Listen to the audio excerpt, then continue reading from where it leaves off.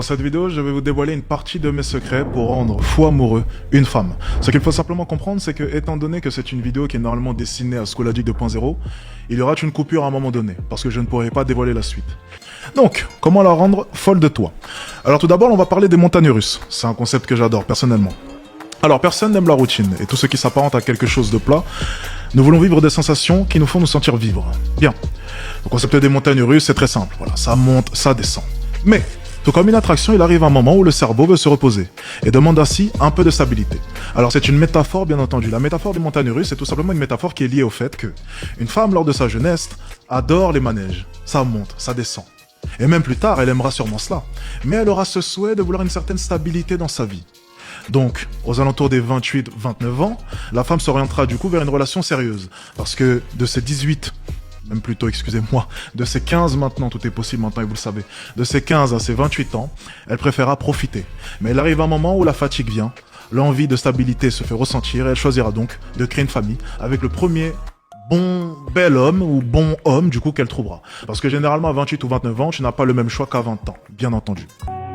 Bien, ensuite on va parler d'aura. L'aura est le paramètre le plus important en séduction, ou même en networking d'ailleurs. Tout se joue dès les premières secondes. L'aura, c'est un peu comme le charisme, il n'y a pas de réelle définition. Ce que je dis souvent, c'est qu'en séduction, lorsque tu vas rencontrer une femme, tout se joue dès les premières secondes. Ok? Dès les premières secondes, elle va te jauger. Dès les premières secondes, elle sera en mesure de pouvoir déceler qui tu es vraiment. C'est pour ça que je le dis souvent. L'argent ne rattrapera jamais qui tu es réellement. Si tu as attendu l'argent pour être un homme de haute valeur, tu n'as rien compris. Parce que même avec de l'argent, les femmes sont capables de pouvoir voir au plus profond de toi. Si tu as une couille molle, même si tu as 1 million sur ton compte en banque, ça ne changera rien. Si tu es un canard, c'est la même chose. L'argent, c'est un amplificateur, ça ne te change pas. Si tu es un canard et que tu avais l'habitude de donner 600 € à ta femme alors que tu gagnais 1200 €, lorsque tu gagneras 50 000 €, tu donneras 25 000 € à ta femme. Tu seras tout simplement un plus gros canard. L'argent amplifie ta personne. Un autre exemple. Tu rencontres une personne dans ton domaine d'activité. Imaginons que tu sois coiffeur. Si cette personne te donne des conseils, mais tu ne sais pas qui c'est. Tu vas certes l'écouter, mais pas avec le même niveau d'attention que si cette personne avait été un grand coiffeur dans ton domaine. Vrai ou faux? Et tu peux faire le comparatif dans tous les domaines. Cet exemple s'applique à tous les domaines. Si une personne, ok, a été nommée, a été désignée, a été identifiée comme une personne étant expert dans ton domaine, tu vas l'écouter avec une attention vraiment particulière. Eh bien, l'argent, c'est exactement la même chose. Si tu es un canard, tu as l'air tout simplement d'un plus gros canard. Si tu es intelligent, même charismatique, avec de l'argent, c'est encore pire. On se dira, putain, il est charismatique, et en plus de ça, il est super riche. Bien. Ensuite, il y a l'insolence. L'insolence, c'est un game changer en séduction, car elle témoigne de votre capacité à pouvoir prendre des risques. Dans le business, on parlera d'audace.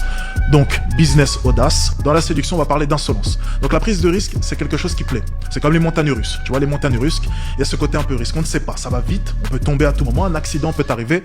Il y a une grande part d'adrénaline dedans.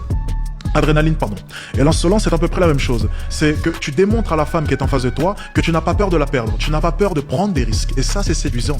Il n'y a rien de pire qu'un homme qui veut absolument obtenir le numéro d'une femme et qui est prêt à se plier en quatre pour celui-ci. Il n'y a rien de pire. Prenez des risques et n'ayez pas peur par moment de rater vos interactions. Et c'est pareil avec le business. Le fait d'être audacieux et le fait de prendre des risques, c'est quelque chose qui va séduire la plupart des gens avec qui est-ce que vous allez travailler. Et d'ailleurs, la plupart des personnes qui ont pris des risques ont réussi. Ensuite, on enchaîne avec le guide du connard, contenu normalement exclusif à School Addict 2.0. Mais aujourd'hui, je suis d'humeur à vous délivrer un peu plus de valeur.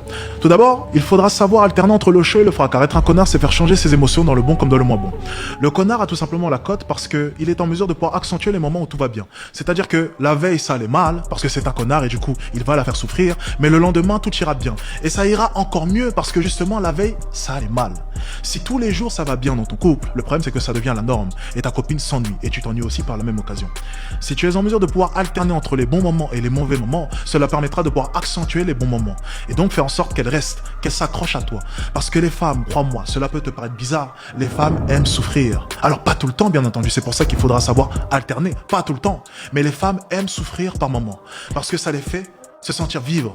Les femmes sont des créatures très émotives, elles ont besoin d'émotions, elles ont besoin de toutes ces émotions, qu'elles soient négatives ou bonnes. Elles ont besoin d'alterner entre le chaud et le froid. Et si tu n'es pas en mesure de pouvoir alterner, elle ira chercher de l'action, des émotions autre part. Donc, la tromperie. Ensuite, avoir constamment plusieurs options. Cela rejoint tout simplement le fait d'être un connard. Constamment, tu dois avoir plusieurs options. Parce qu'il n'y a rien de plus séduisant qu'un homme qui a plusieurs options. Les femmes préfèrent toujours un homme qui a des options. Il n'y a rien de plus détestable qu'un homme qui n'a qu'une option, c'est-à-dire elle. Il n'y a rien, mais vraiment rien de plus détestable. De ton côté, comprends bien une chose. Elle préférera toujours un homme qui a le choix, mais qui l'a choisi elle. Elle se sentira tout simplement précieuse. Elle se sentira comme une princesse parce qu'elle sait que tu auras eu plusieurs options et que tu as encore des options, mais que tu l'as choisi elle. Et elle fera tout pour garder sa place. Trop d'hommes ne font pas comprendre à leurs copines qu'ils ont plusieurs options. Et donc, elle n'estime pas la place qu'elle a. Elle n'hésite pas par moments à mal se comporter parce que tu ne lui as pas fait comprendre à quel point est-ce que c'était une chance pour elle de t'avoir. Ensuite, être disponible. Une fois sur deux. Car tu es certes un connard, mais un connard très ambitieux, ce qui fera toute la différence. On a tous déjà entendu une femme parler de son ex comme si c'était une merde. Oui, c'était un connard, en plus de ça, il foutait rien de sa vie. Ben oui. Parce qu'à partir d'un moment, même si tu es un connard, effectivement, tu peux la manipuler. Mais elle se rendra compte au bout d'un moment que tu es un connard et en plus de ça, tu fous rien de ta vie. Et ça s'appelle un loser.